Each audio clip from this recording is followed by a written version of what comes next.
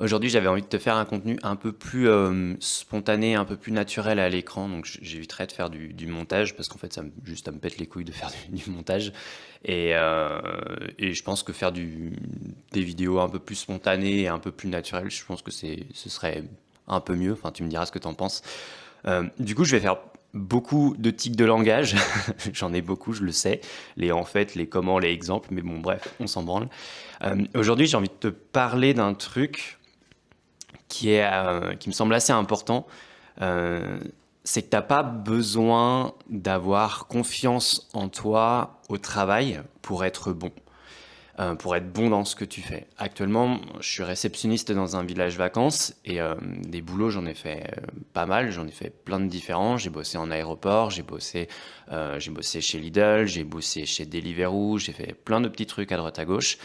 Et en fait, à chaque fois, moi, ce que je percevais, c'était un peu toujours la même chose, c'est que euh, on n'a pas forcément besoin d'avoir confiance en soi pour être bon dans ce qu'on fait. Et il y a pas longtemps, il y a une collègue qui m'a dit, et franchement, ça m'a fait, ça m'a fait bizarre quand elle m'a dit ça. Elle m'a dit, Nat, tu me fais peur. Et j'ai dit, comment ça, je te fais peur? Et elle m'a dit, au travail, tu as une confiance en toi qui me fait peur. Et le truc, c'est que dans mon travail de réceptionniste en village vacances, je gère énormément de choses différentes. Je pense que je gère une bonne trentaine de tâches et de process différents. Donc ça fait un paquet de trucs. Et moi, ce que j'ai toujours fait, euh, notamment dans le travail, enfin, je ne l'ai pas toujours fait, mais je l'ai assez vite compris, notamment dans le travail et notamment dans des projets perso, que ça soit par exemple un gros voyage en vélo que j'ai fait en 2023 sur 2 mois et demi et 4500 km, YouTube, que ça soit le web marketing, que ça soit la partie aussi hypnose ericksonienne parce que c'est un métier auquel je suis formé. Euh, et dans plein de boulots différents que j'ai fait, j'ai commencé à appliquer un modèle. Enfin, c'est à la fois un modèle, mais à la base j'avais un peu en fait une intuition sur comment ça fonctionnait. Et j'ai commencé à m'en servir le jour où j'ai lu La semaine de 4 heures de Tim Ferriss. Alors je sais pas si je l'ai quelque part par là. Je crois qu'il est en bas quelque part. J'ai trop, j'ai trop de bouquins. Et dans la semaine de 4 heures de Tim Ferriss, il y a un moment donné, Tim Ferriss, il parle d'un truc sur le passage à l'action. Et franchement, ça m'a fait. Quand j'ai commencé à l'appliquer de façon massive, ce truc-là, je me suis rendu compte que c'était très puissant. Et, et ensuite, j'ai commencé, alors, il n'y a pas longtemps, j'ai commencé à m'intéresser au management de la qualité. C'est tout ce qui est comment on se structure et comment on s'organise au travail. Et je l'ai appliqué de façon massive et systématique sur mon poste actuel de réceptionniste de village vacances. Et honnêtement, je travaillerai plus jamais de la même manière. Vraiment. Parce que depuis que j'utilise ce truc-là, j'espère que le micro ne sera pas trop près de moi, depuis que j'utilise ce truc-là, et bah, tout devient simple. Travailler, ça devient facile et ça devient simple. Et du coup, tu n'as pas besoin d'avoir une pseudo-confiance en toi pour être bon dans ce que tu fais. Et je pense que c'est le problème de beaucoup de gens. On veut tous avoir absolument confiance en soi au travail. On veut tous être super bon, être à l'aise et tout au travail. Mais c'est pas de ça dont on a besoin. On a besoin de comprendre comment on fait pour être bien organisé et structuré dans notre travail. Et à savoir, on a besoin d'un système. On a besoin d'un système qui est efficace. Et le système le plus efficace que moi aujourd'hui je connais, et c'est un modèle hein, en quelque sorte, c'est le principe d'un process. Et là, honnêtement, tu peux l'appliquer à n'importe quoi quasiment dans le monde du travail. C'est un truc qui s'applique de façon systématique. Alors après, il y a des boulots où ça s'applique moins, notamment tout ce qui est, par exemple, chez nous, tu vois, l'animation, c'est un truc qui s'applique un petit peu moins parce qu'il y a besoin de beaucoup plus de créativité ou de spontanéité. Mais tout ce qui va être opérationnel, linéaire et tâches répétitives, c'est un truc que tu peux appliquer de façon massive. Et en fait, ce modèle-là, alors il n'y a pas vraiment de nom dessus, mais tu verras que les plus grosses entreprises qui sont excellentes dans ce qu'elles font, elles utilisent ce principe-là de toute façon. C'est le principe du process, c'est que n'importe quelle tâche que tu réalises aujourd'hui, il y a un début, il y a un début et il y a une fin. On part d'un point A, donc d'une situation initiale pour aller vers une situation finale. Et entre les deux, on va passer par des étapes intermédiaires. Et pour avancer dans ce process-là, on va utiliser des ressources financières, matérielles, des logiciels, un ordinateur. Je sais pas, moi, quand je bossais à Lidl, on utilisait un, un transpalette. Bref, tu vas utiliser du matériel, que ça soit du matériel financier, que ça soit des objets, des outils, que ça soit des ressources financières, mais aussi des ressources humaines, des compétences humaines. Et tu vas évoluer en fin de compte dans ce process-là, et pour arriver à la fin. Et une personne qui a confiance en elle, c'est quelqu'un qui a une forte croyance en sa capacité à réaliser un comportement précis dans un environnement donné.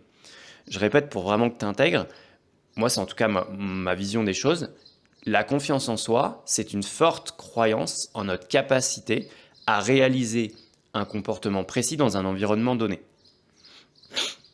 Ça veut dire qu'en fait, au début, quand tu arrives sur un nouveau poste, tu connais pas ce que tu as à faire. Donc c'est normal que tu sois pas à l'aise. Moi aujourd'hui, c'est ce que je kiffe le plus quand je commence un nouveau travail, c'est les 2 premières semaines. Parce que c'est à la fois stressant et en même temps, c'est là où j'apprends le plus de choses.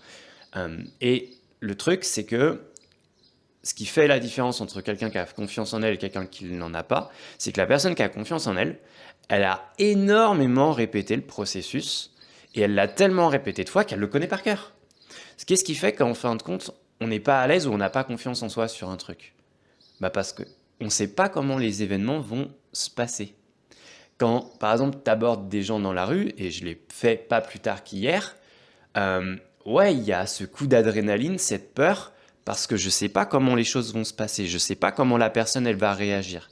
Donc, je ne sais pas comment la personne elle va réagir, donc je ne sais pas si je vais être en mesure de bien réagir ou pas à ce moment-là. Mais plus je vais le faire, plus je vais connaître les réactions qui vont revenir des gens que je vais aborder, et plus je vais être à l'aise, parce que d'une certaine manière, je vais pouvoir anticiper l'avenir. Donc, je serai plus stressé. Ce qui nous fait, en fait, ce qui génère du stress ou de l'anxiété, c'est le fait de ne pas savoir comment les choses vont se passer. Je te donne un autre exemple, mais quand je suis arrivé sur mon poste de réceptionniste, au bout de 3 semaines, il y a un client qui vient en réception, et j'avais jamais fait de réception. Il y a un client qui vient en réception et je vois, il est fatigué, il est pas bien et tout, il se plaint, tu vois. Et il me dit, ouais, j'ai besoin. Enfin, il reste quand même courtois, tu vois. Il me dit, en fait, j'ai pas bien dormi cette nuit, il y a un bruit de ventilation à côté de ma chambre, est-ce que ce serait possible de changer de chambre? Et là, petit moment de flottement, petit coup de stress, petit coup de confusion, je me sens déséquilibré.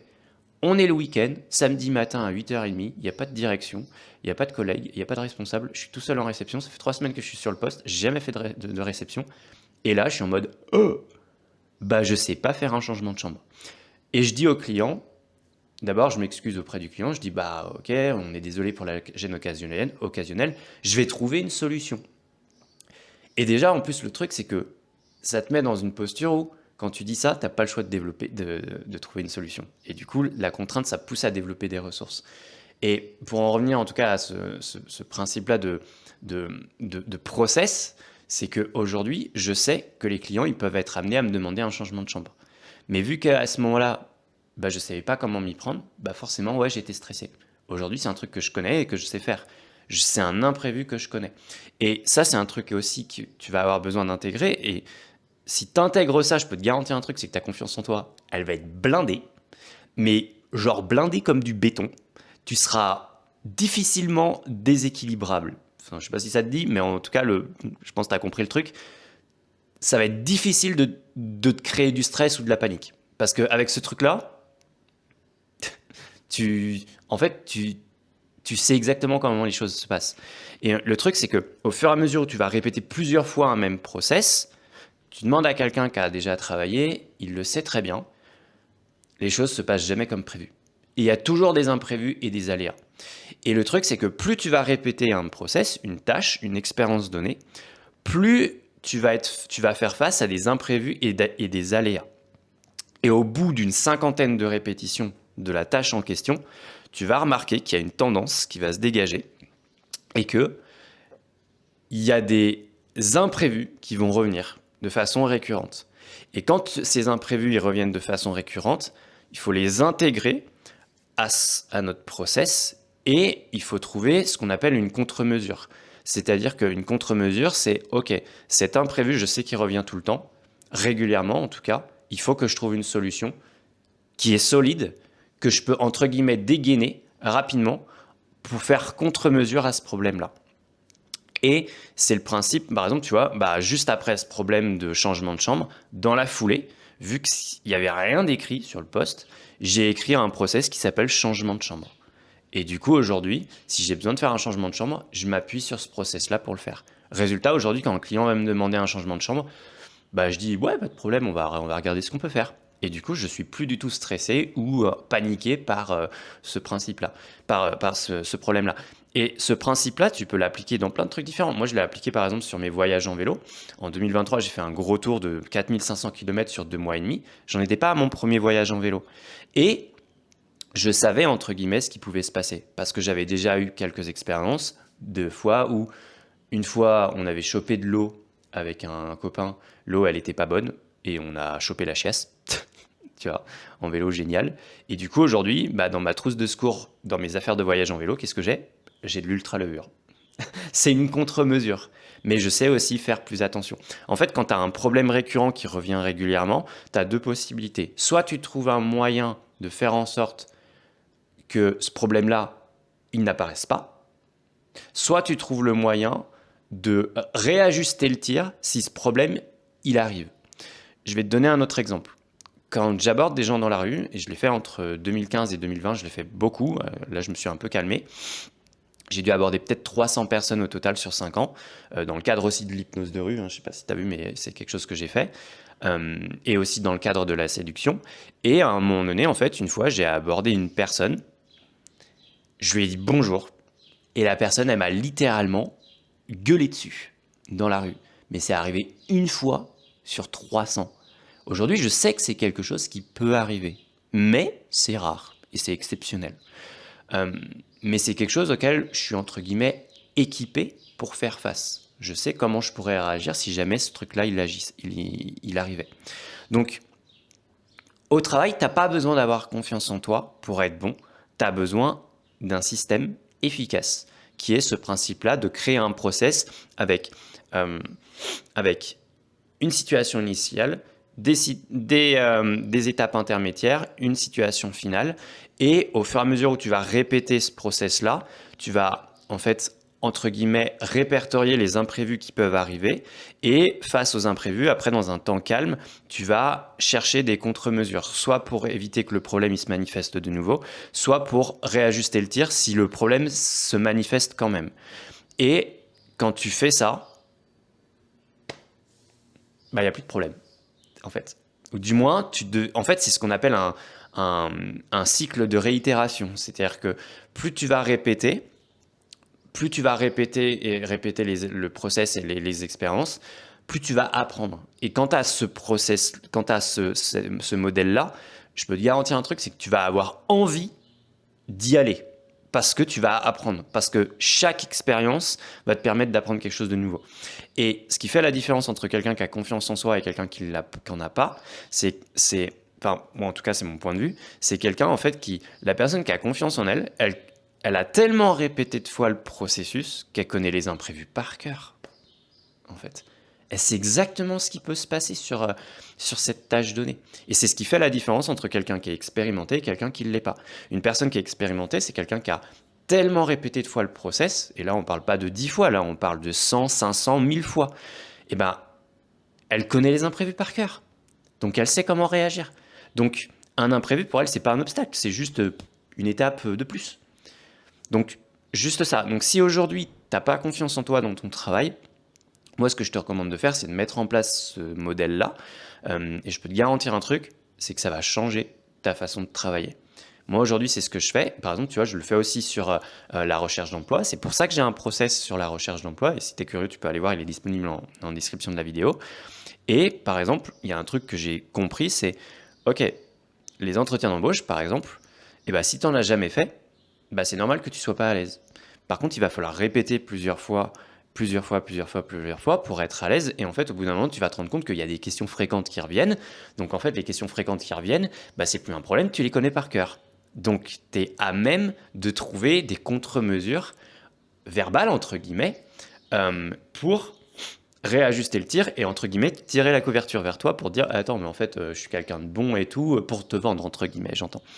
Euh, donc voilà, donc aujourd'hui, si t'es pas à l'aise, si t'as pas confiance en toi au travail, moi ce que je t'invite à faire, c'est de mettre ça en place. Et je peux te garantir un truc, c'est que si tu mets ça en place, ça va changer ta vie. Vraiment. Parce que moi aujourd'hui, c'est un truc que j'applique de façon massive. Je l'ai appliqué aussi de façon massive dans la musculation au poids de corps. Il n'y a pas longtemps, là j'ai refait un 90 jours de sport non-stop, tu vois, à la maison et tout. Et, euh, et pareil, sur 90 jours de sport, je connais les imprévus qui peuvent arriver. Je sais qu'il y a des jours, je peux ne pas être en forme. Je sais qu'il y a des jours, j'aurai peut-être pas le temps de le faire. Je sais qu'il y a des jours, je vais faire une sortie avec des copains et du coup, bah, je vais rentrer tard et j'aurai pas le temps de le faire. Ou j'aurai peut-être pas l'énergie de le faire. Comment je peux mettre en place une solution pour éviter que ça arrive? Et de telle façon à ce que, bah, en fait, mon objectif de faire 90 jours de sport d'affilée, je le réussisse. Et il y a des techniques pour ça. Donc, prends le temps de tester ça, prends un cahier, prends un carnet, une feuille, un stylo et penche-toi sur ce truc-là. Prends au moins une tâche au travail, teste-le au moins sur une tâche au travail et tu verras que ça va changer ta façon de bosser. Moi, en tout cas, ça a changé la mienne et je pense que ça peut aussi changer la tienne. Voilà, en tout cas, j'espère que la vidéo t'a plu. J'ai essayé de faire, là, franchement, j'ai fait une vidéo sans préparation, sans aucune préparation, juste en me disant en tête, tiens, j'ai ça et tout, je veux le partager.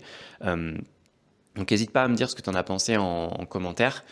J'espère que la vidéo elle sera peut-être un peu plus spontanée, plus naturelle, je sais pas trop. J'espère que le son aussi il sera plutôt bon. Et puis voilà, sur ce, je t'invite à t'abonner à la chaîne si c'est pas déjà fait, à me dire aussi, tiens, est-ce qu'il y a des moments où t'as pas confiance en toi au travail? Comment on peut voir pour trouver une solution ensemble? Je t'invite à me le partager en commentaire. Et sur ce, je te souhaite une super journée et on se dit à très vite.